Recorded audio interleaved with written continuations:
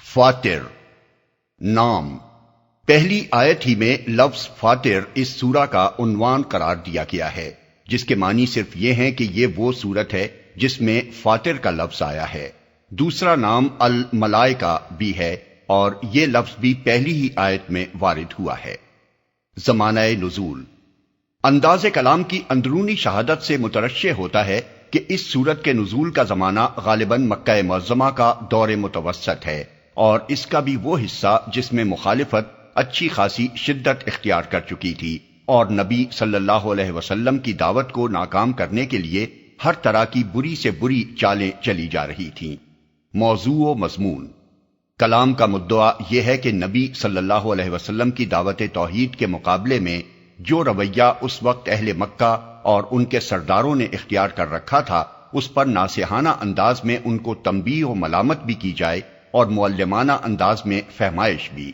مضمون کا خلاصہ یہ ہے کہ نادانوں، یہ نبی جس راہ کی طرف تم کو بلا رہا ہے اس میں تمہارا اپنا بھلا ہے، اس پر تمہارا غصہ اور تمہاری مکاریاں اور چال بازیاں اور اس کو ناکام کرنے کے لیے تمہاری تدبیریں دراصل اس کے خلاف نہیں بلکہ تمہارے اپنے خلاف پڑ رہی ہیں۔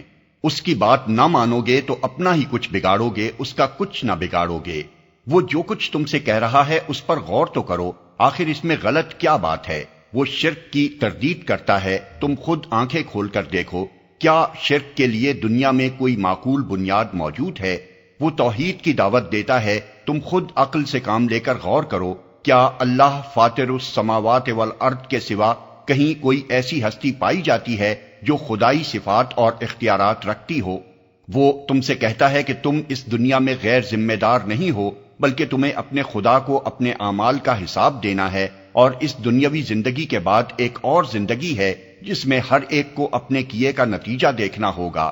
تم خود سوچو کہ اس پر تمہارے شبہات اور اچنبے کس قدر بے اصل ہیں۔ کیا تمہاری آنکھیں رات دن اعادہ خلق کا مشاہدہ نہیں کر رہی ہیں؟ پھر تمہارا ہی اعادہ اس خدا کے لیے کیوں ناممکن ہو جس نے تم کو ایک ذرا سے نطفے سے پیدا کر دیا؟ کیا تمہاری عقل یہ گواہی نہیں دیتی کہ بھلے اور برے کو یکساں نہ ہونا چاہیے؟ پھر تم ہی بتاؤ کہ معقول بات کیا ہے، یہ کہ بھلے اور برے کا انجام یکساں ہو، یعنی مٹی میں ملنا اور فنا ہو جانا، یا یہ کہ بھلے کو بھلا اور برے کو برا بدلہ ملے؟ اب اگر ان سراسر معقول اور مبنی بر حقیقت باتوں کو تم نہیں مانتے اور جھوٹے خداؤں کی بندگی نہیں چھوڑتے اور اپنے آپ کو غیر ذمہ دار سمجھتے ہوئے شتر بے مہار ہی کی طرح دنیا میں جینا چاہتے ہو، تو اس میں نبی کا کیا نقصان ہے؟ شامت تو تمہاری اپنی ہی آئے گی۔ نبی پر صرف سمجھانے کی ذمہ داری تھی اور وہ اس نے ادا کر دی۔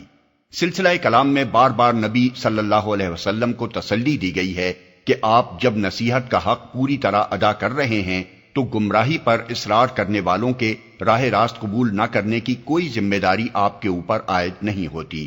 اس کے ساتھ آپ کو یہ بھی سمجھایا گیا ہے کہ جو لوگ نہیں ماننا چاہتے ان کے رویے پر نہ آپ غمگین ہوں اور نہ انہیں راہ راست پر لانے کی فکر میں اپنی جان گھلائیں۔ اس کے بجائے آپ اپنی توجہات ان لوگوں پر صرف کریں جو بات سننے کے لیے تیار ہیں۔